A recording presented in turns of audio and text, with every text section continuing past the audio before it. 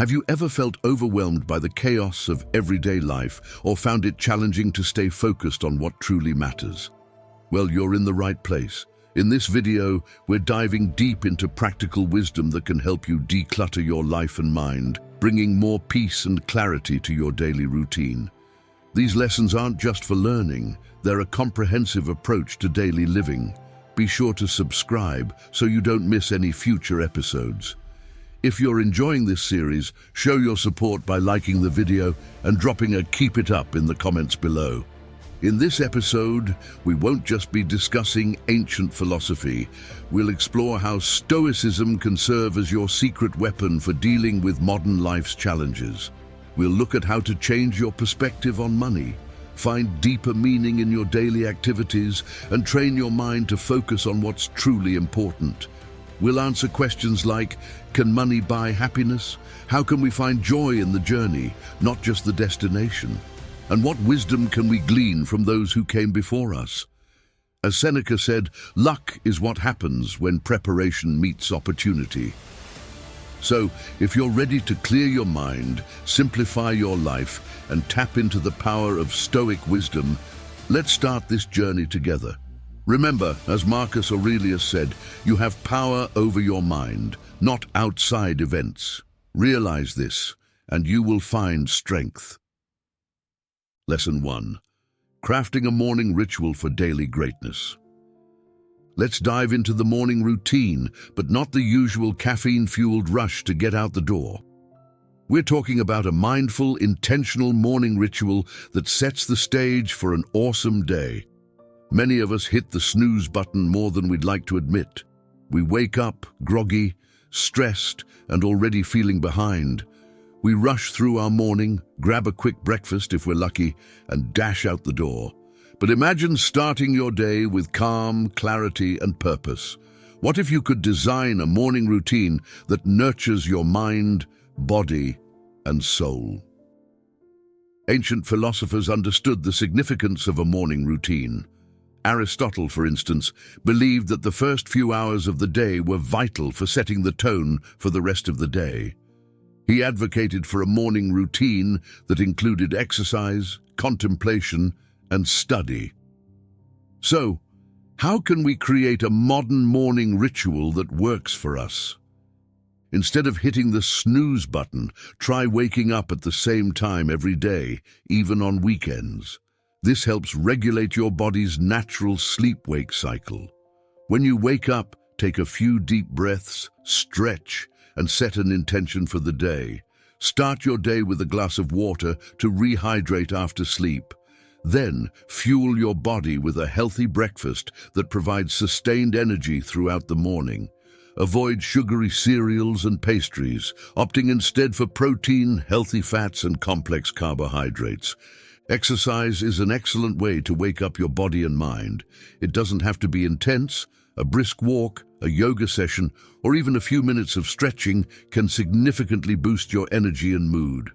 Spend some time each morning reading, journaling, or meditating. This helps clear your head, focus your thoughts, and set a positive tone for the day. As Marcus Aurelius said, when you arise in the morning, think of what a precious privilege it is to be alive, to breathe, to think, to enjoy, to love. Take a few minutes to review your calendar, prioritize tasks, and set realistic goals for the day. This helps you stay focused and avoid feeling overwhelmed. Creating a morning ritual isn't about adding more tasks to your already busy schedule. It's about creating a sacred space for yourself, a time to connect with your inner self, set your intentions, and prepare for the day ahead. As the saying goes, win the morning, win the day. So take some time to experiment and find a morning ritual that works for you. Your mind, body, and soul will thank you. Lesson 2. The Day in Review, your daily mental detox. All right, folks. Let's discuss something crucial yet often overlooked, reflecting on our day. We're not talking about dwelling on every minor detail or chastising ourselves for mistakes. Instead, we're focusing on a mindful review that promotes learning, growth, and self-improvement. In our hectic, constantly on-the-go world, it's easy to get trapped in a monotonous cycle. We wake up, rush through our morning routines, work, eat, perhaps squeeze in some exercise or social time, then collapse into bed only to repeat it all the next day. But what if we could break free from this endless loop? What if we use the end of each day to pause, reflect, and gain valuable insights? Ancient Stoics like Seneca and Marcus Aurelius advocated for daily reflection. They believed that by examining our thoughts, actions, and emotions, we could gain wisdom, develop virtue, and lead more fulfilling lives. Seneca famously said, "The unexamined life is not worth living."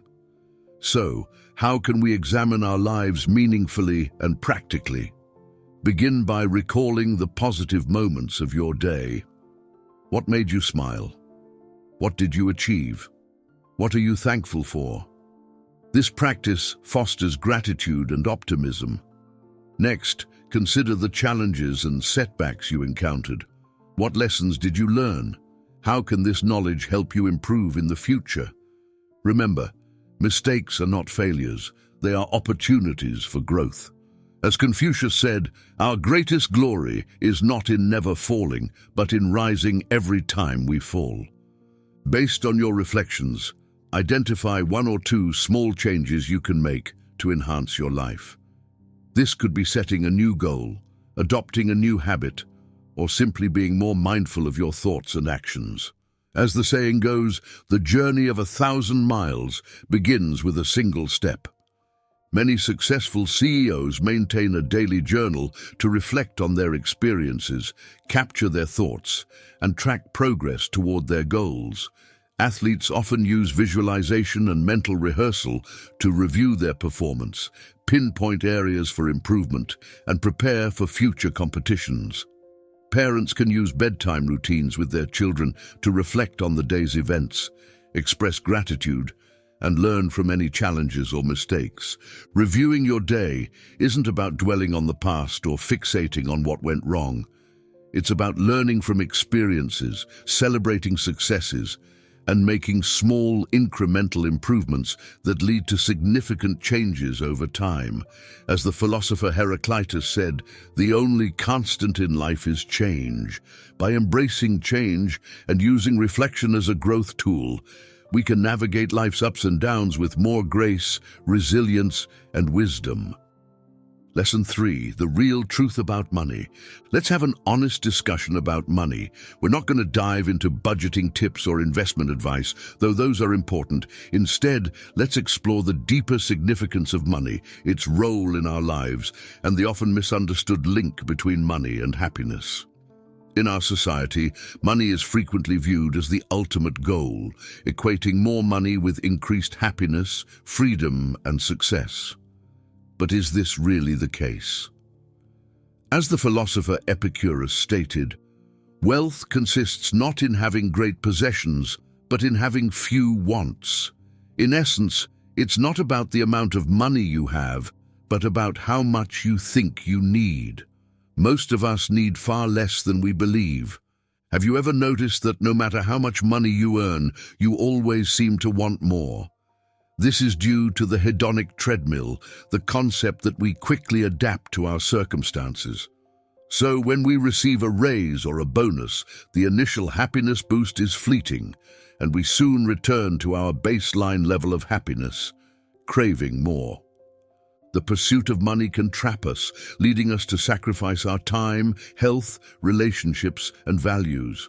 We work long hours, neglect our families, and overlook our own well-being, all for the sake of earning more money. But at what cost? As Seneca said, it is not the man who has too little, but the man who craves more, that is poor. So how do we escape the money trap and cultivate a healthier relationship with wealth? We need to redefine wealth. Wealth isn't just about money, it's about having enough of what you need to live a comfortable and fulfilling life. This includes financial security, good health, loving relationships, meaningful work, and a sense of purpose. Practicing gratitude is also crucial. Take time each day to appreciate what you have rather than focusing on what you lack. This can be as simple as writing down 3 things you're grateful for each morning or evening. Spending wisely is another key factor.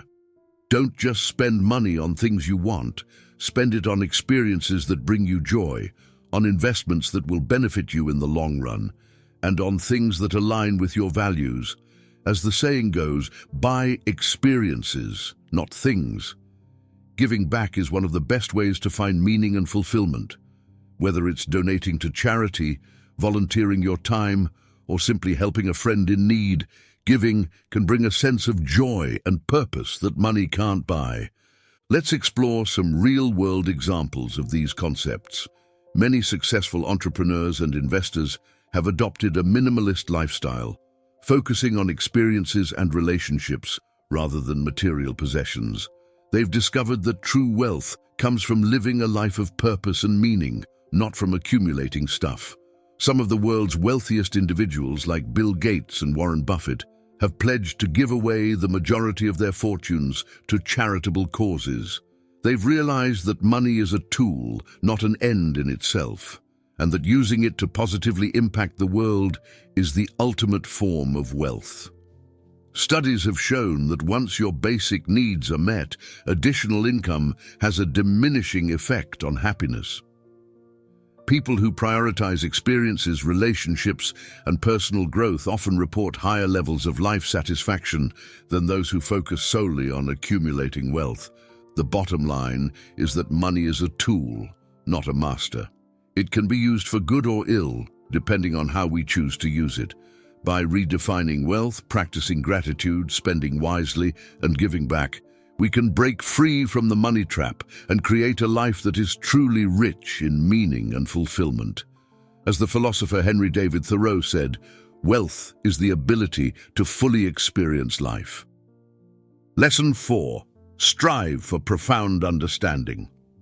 Let's dive into the importance of going beyond surface-level knowledge. We're not discussing snorkeling in the Caribbean, though that sounds fantastic. We're focusing on delving deep into knowledge, understanding, and the world around us. This involves fostering a thirst for knowledge that goes beyond the superficial waters of casual conversation and social media snippets. In today's society, we are inundated with information. Headlines, tweets, and memes constantly bombard us. However, how much of this information do we truly retain or understand? As Socrates famously said, "I know that I know nothing," but he didn't stop there. He spent his life asking questions, challenging assumptions, and seeking deeper truths. Deep understanding means looking beyond the surface level of information. It involves asking why and how, not just what. It's about connecting the dots, seeing the bigger picture, and developing a nuanced understanding of complex issues. Why should we strive for deep understanding? Firstly, it develops critical thinking skills. By pushing for deep understanding, you learn to analyze information, evaluate evidence, and draw your conclusions. This is crucial for making informed decisions and navigating a world filled with misinformation and propaganda. Secondly, it fosters empathy and compassion. Deep understanding allows us to see the world through others' eyes. We begin to grasp their motivations, struggles, and perspectives, fostering empathy and compassion, essential for building strong relationships and creating a more just and equitable society. Thirdly, it spurs creativity and innovation. Deep understanding often leads to new insights and breakthroughs. When we truly understand a problem, we're more likely to come up with creative solutions. As physicist Richard Feynman said, the first principle is that you must not fool yourself, and you are the easiest person to fool. Let's look at some real-world examples. Investigative journalists don't just report facts, they dig deeper, uncover hidden truths, and expose corruption and injustice. Scientists don't just accept existing theories, they conduct experiments, gather data, and challenge the status quo to advance our knowledge and develop new technologies. Lifelong learners never settle for surface-level knowledge. They constantly read, attend lectures, take courses, and engage in conversations with people from diverse backgrounds to expand their horizons and grow as individuals. So how can you strive for deep understanding? Start by asking questions. Don't be afraid to ask questions, even if they seem obvious or silly. The more questions you ask, the deeper your understanding will become. Challenge assumptions. Don't just accept things at face value. Question the information you receive, the sources you rely on, and your biases and preconceived notions. Seek out diverse perspectives. Don't just listen to people who agree with you. Engage in respectful dialogue and be open to changing your mind. Connect the dots. Look for patterns, connections, and underlying causes. Don't just focus on isolated facts. Try to see the bigger picture. Be patient. Deep understanding takes time and effort. It's not about memorizing facts, but about developing a deep, intuitive understanding of complex issues. Striving for deep understanding isn't just for academics and intellectuals. It's a skill anyone can develop. It's essential for navigating the complexities of the modern world. As Aristotle said, the ultimate value of life depends upon awareness and the power of contemplation rather than upon mere survival. So, dive deep, explore, and never stop learning. Lesson 5. The real prize. Let's talk about true winning, not the kind associated with trophies or championships, although those can be exciting too. We're discussing the deeper, more meaningful kind of victory that stems from living a life filled with purpose, passion, and personal growth. In our culture, we're fixated on winning. We constantly compare ourselves to others, seek recognition, and chase after external validation. We believe that achieving that promotion, buying that luxurious car, or attaining that ideal body will bring us happiness. But the truth is, external validation is temporary. It's like a sugar high. It feels great briefly but doesn't last. Pursuing external validation can often lead to anxiety, stress, and burnout. As the philosopher Epictetus said, wealth consists not in having great possessions, but in having few wants. True happiness comes from within, not from external accomplishments. So what's the alternative? It's about finding your intrinsic motivation, the drive that comes from within, the passion that fuels your actions, and the desire to learn, grow, and contribute to the world. As psychologist Mihaly Csikszentmihalyi noted, the best moments in our lives are not the passive, receptive, relaxing times. The best moments usually occur if a person's body or mind is stretched to its limits in a voluntary effort to accomplish something difficult and worthwhile. How do we shift our focus from external validation to intrinsic motivation? First, define your values. What is truly important to you? What are your core beliefs and principles? What impact do you want to have on the world? Reflect on these questions and write down your answers. They will guide you toward a meaningful and purposeful life. Next, set meaningful goals. Don't just set goals based on societal expectations or what you think you should do. Set goals that align with your values and passions, goals that excite you, challenge you, and motivate you to get out of bed in the morning. Embrace the journey. Don't become so fixated on the destination that you forget to enjoy the process. Celebrate small wins, learn from your mistakes, and savor the experience of growth and self-discovery.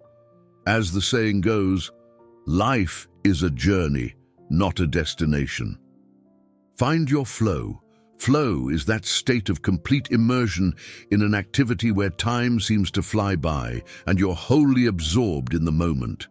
It's the sweet spot between challenge and skill, where you're pushing yourself but not overwhelmed.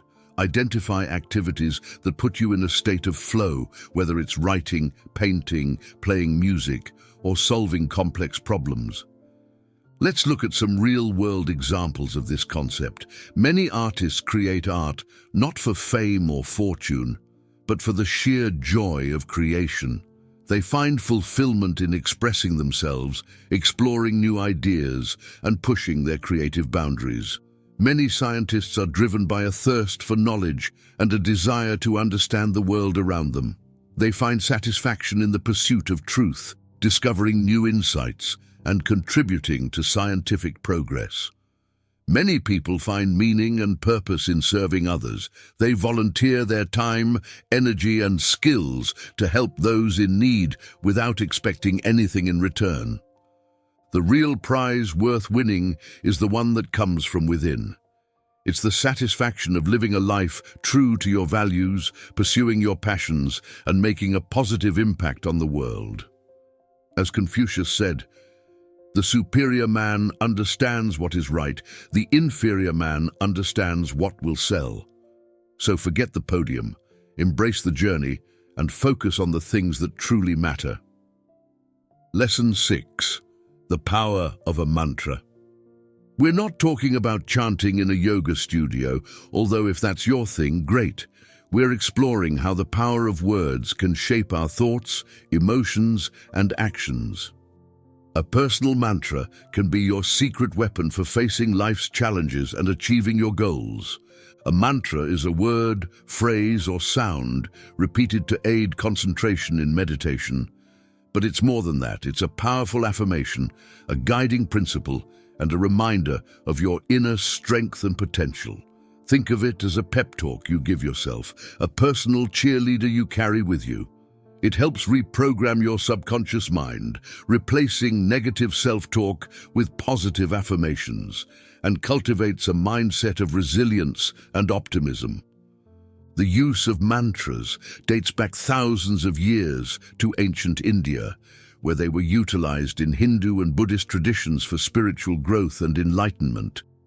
However, the power of words to shape our thoughts and emotions is a universal concept, recognized by philosophers and thinkers throughout history. As the Buddha said, "All that we are is the result of what we have thought. The mind is everything. What we think, we become." How does a mantra work? Repeating a mantra helps to quiet the mind, focus your attention, and reduce mental chatter. It acts like a mental reset button, clearing away distractions and honing in on what's important.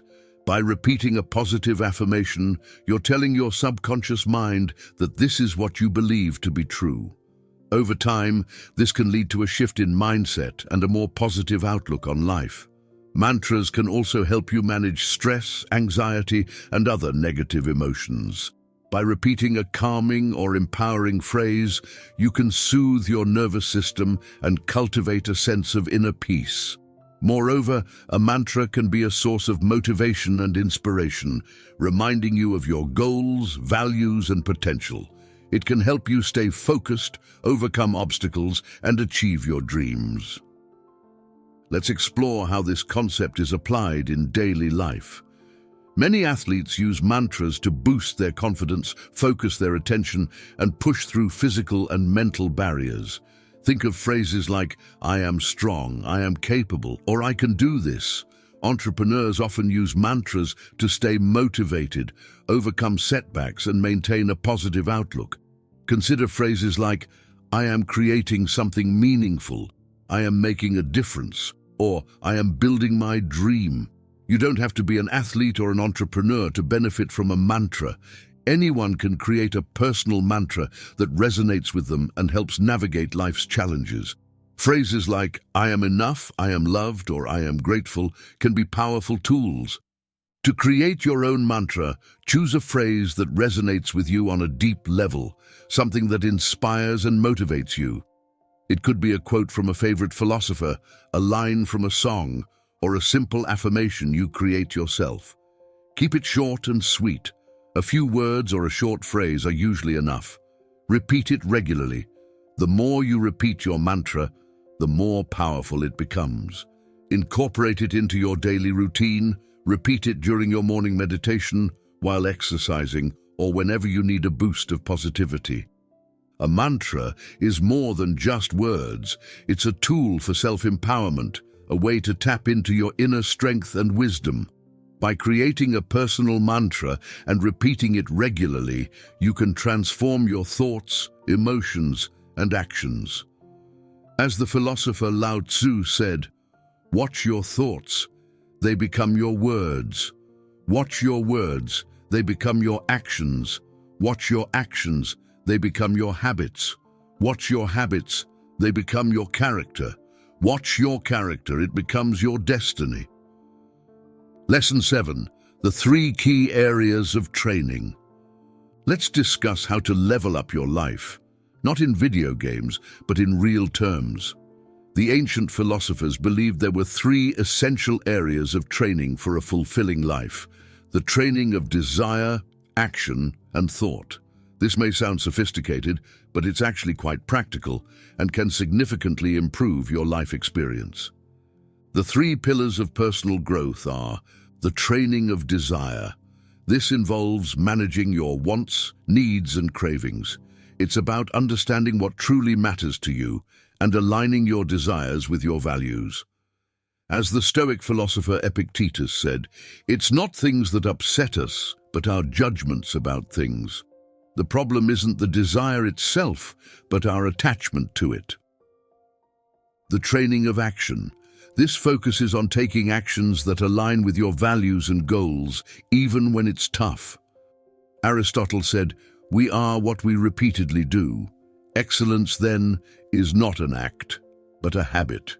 Our actions shape our character and ultimately our destiny. The training of thought. This involves controlling your thoughts and beliefs, choosing to focus on the positive, cultivating gratitude, and challenging negative self-talk. As Buddha said, "What we think, we become."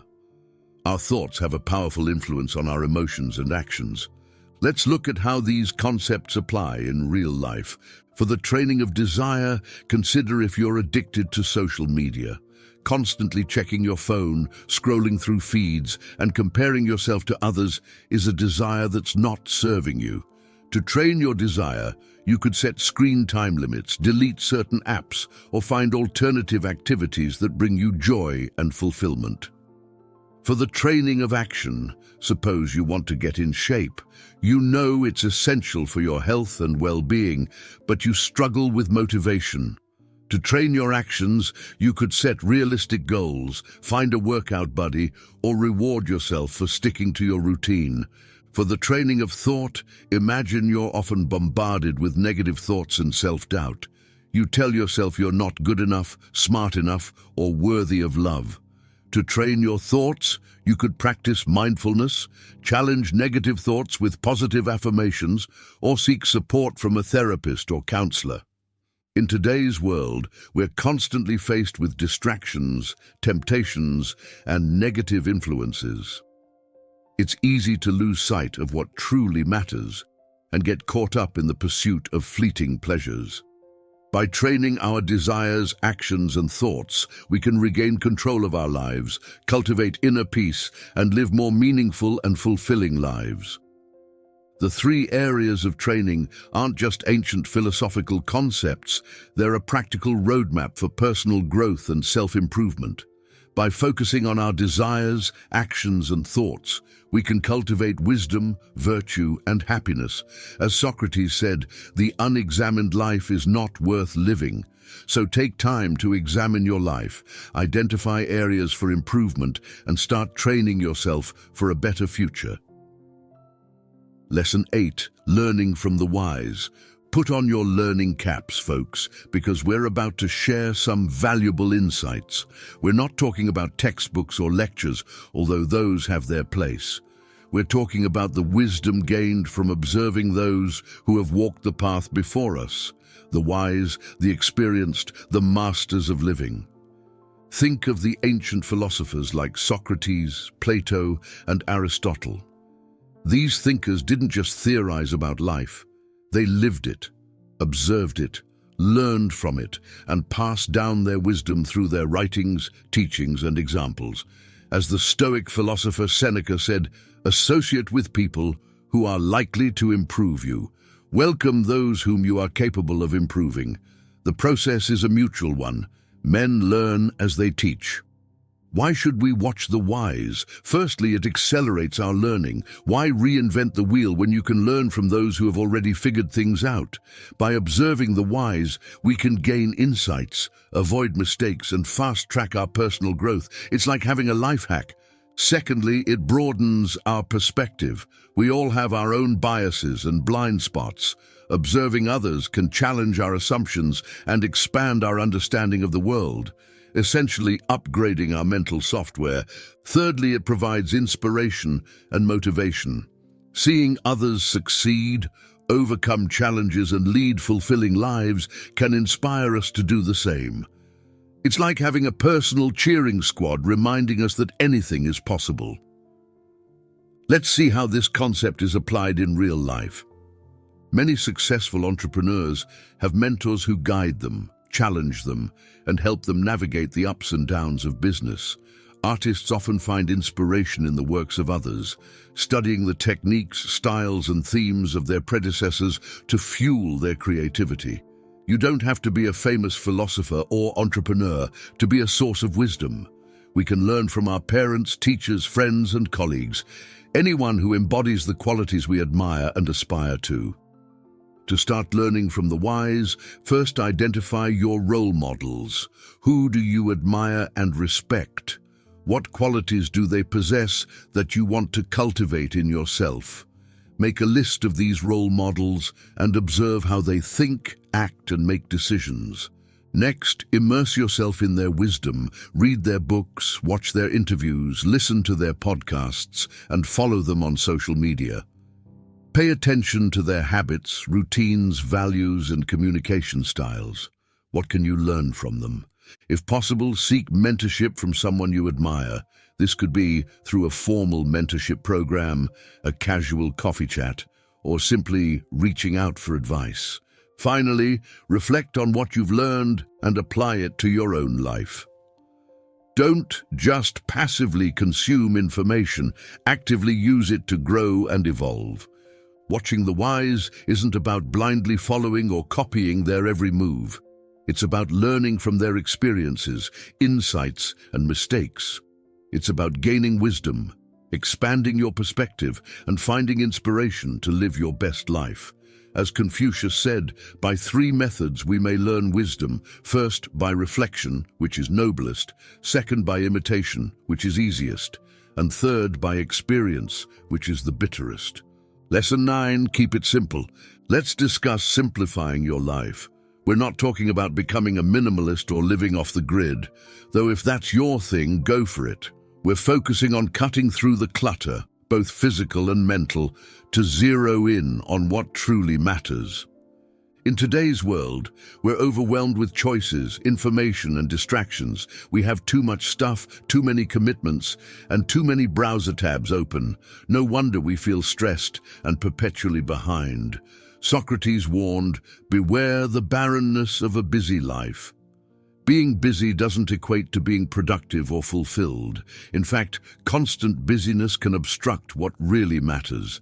Simplicity isn't about deprivation, it's about intentionality and focus. It's about valuing quality over quantity, experiences over things, and presence over productivity. As minimalist writer Joshua Becker said, "Simplicity is the intentional promotion of the things we most value and the removal of anything that distracts us from them." How can we simplify our lives to gain more peace and clarity? First, declutter your space. Start by clearing out your physical environment. Get rid of anything you don't use, need, or love. Clothes, books, gadgets, furniture. An orderly space contributes to inner calm. Second, simplify your schedule. Examine your calendar and commitments. Are you overbooked? Do you say yes to things you don't really want to do? Learn to say no more often and prioritize activities that matter to you. As author Greg McKeown said, "If it isn't a hell yes, it's a no." Third, streamline your digital life. Unsubscribe from email lists you don't read, unfollow uninspiring social media accounts, and set screen time limits. As digital minimalist Cal Newport suggested, Focus your online time on a few carefully selected activities that support your values and happily miss out on everything else. Fourth, focus on the essentials. Identify the most important things in your life: family, friends, health, passions. Make a list of your top priorities and dedicate your time and energy to them. As philosopher Marcus Aurelius said, very little is needed to make a happy life. It is all within yourself, in your way of thinking. Let's explore real-world applications of this concept. The capsule wardrobe. Many people have adopted capsule wardrobes, consisting of a small number of essential clothing items that can be mixed and matched. This simplifies their morning routine and reduces decision fatigue. The weekly meal plan. Planning your meals for the week can save time, money, and stress. It helps you make healthier choices and avoid impulse buys at the grocery store. The tech-free weekend. Taking a break from technology for a weekend can be refreshing and rejuvenating. It allows you to disconnect from the digital world and reconnect with yourself, your loved ones, and nature. Simplifying your life isn't about sacrifice, it's about making conscious choices, focusing on what truly matters, and creating more space for joy, creativity, and meaning. By simplifying, we can reclaim our wisdom, knowledge, and sense of wonder. We've covered a lot today, from morning routines to minimalist living, from the power of mantras to ancient wisdom. But remember, Stoicism isn't just about reading or listening, it's about doing. It's about applying these principles to your daily life. As Epictetus said, first say to yourself what you would be, and then do what you have to do. What kind of life do you want to create? What kind of person do you want to become? Start small. Choose one principle that resonates with you and start practicing it today. Maybe it's setting a Stoic morning routine, decluttering your space, or finding a mantra that empowers you. Whatever it is, commit to it and watch it transform your life. Remember, the Stoic journey is not about perfection, it's about progress. It's about continually striving to become the best version of yourself, one step at a time. So go out there and live your Stoic life. Embrace the challenges, learn from your mistakes, and never stop growing. And remember, you're not alone on this journey. We're all in this together.